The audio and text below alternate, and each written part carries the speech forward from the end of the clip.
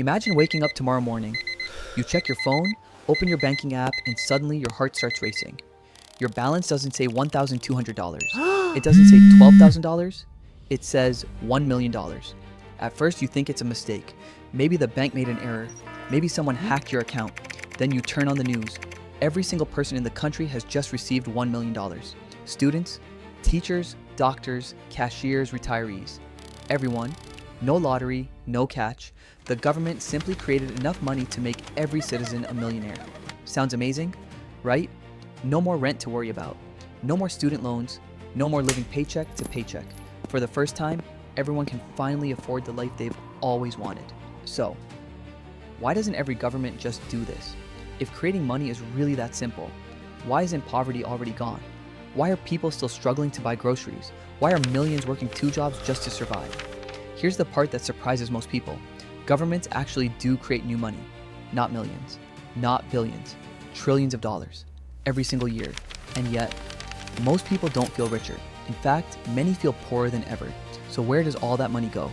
Who gets it first? And why does printing more money sometimes make everything more expensive instead of making life easier?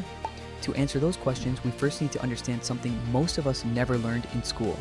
What is money? Really? Think about the $20 bill in your wallet.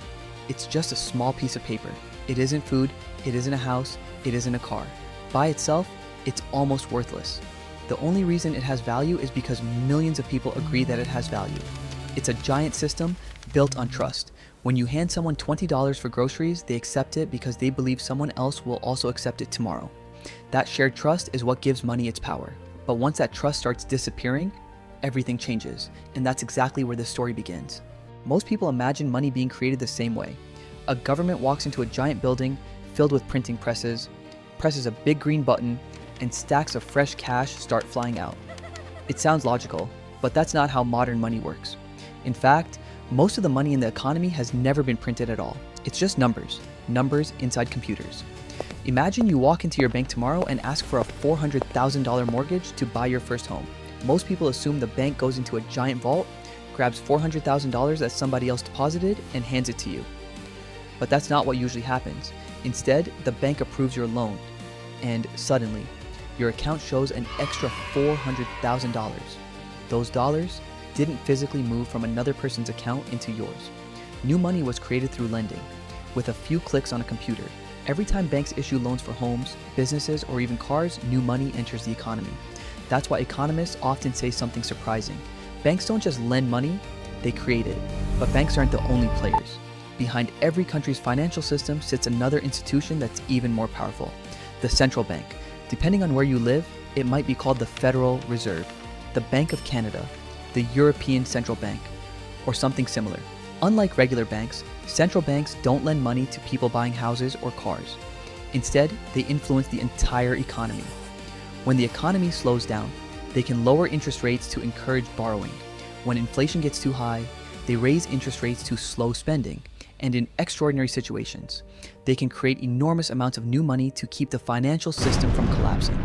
That's exactly what happened during the 2008 financial crisis, and again during the COVID-19 pandemic. Trillions of dollars were created to stabilize economies around the world. At first, it seemed like the perfect solution. Businesses survived, markets recovered, governments kept spending, people received emergency support. Everything looked like it was working. But every action has a consequence, and creating money faster than an economy can produce real goods and services comes with a price. A price that history has shown can be devastating, because when too much money begins chasing the same amount of food, houses, fuel, and everyday products, something has to give, and that's exactly what we'll explore next. Imagine walking into your local grocery store. You pick up a loaf of bread. Yesterday, it cost $3 today. It's $6 next week. It's $12 a month later. It's $30. At first, you think stores are being greedy, but they're not. The money itself is losing value. This is called inflation. A small amount of inflation is actually normal. Most central banks even aim for around 2% per year because a slowly growing economy usually means slowly rising prices.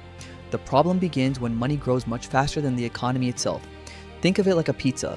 Imagine there's one pizza and 10 hungry people. Each person gets one slice. Now imagine the government prints enough money so everyone suddenly has twice as much cash. Did the number of pizzas double? No. There's still only one pizza. more money, same amount of food. So what happens? People start offering more money for the same slice. The price goes up, not because the pizza became better, but because the money became less valuable. Now imagine that happening across everything. Food, rent, cars, houses, gasoline, even your morning coffee. History has shown us exactly what happens when governments lose control. In Germany, during the early 1920s, the government printed enormous amounts of money to deal with debt and economic problems after World War I. At first, it seemed harmless. Then prices began rising faster and faster. Eventually, workers were paid multiple times a day because their wages lost value by lunchtime. Families rushed to spend money the moment they received it. Children played with stacks of banknotes because they were cheaper than toys.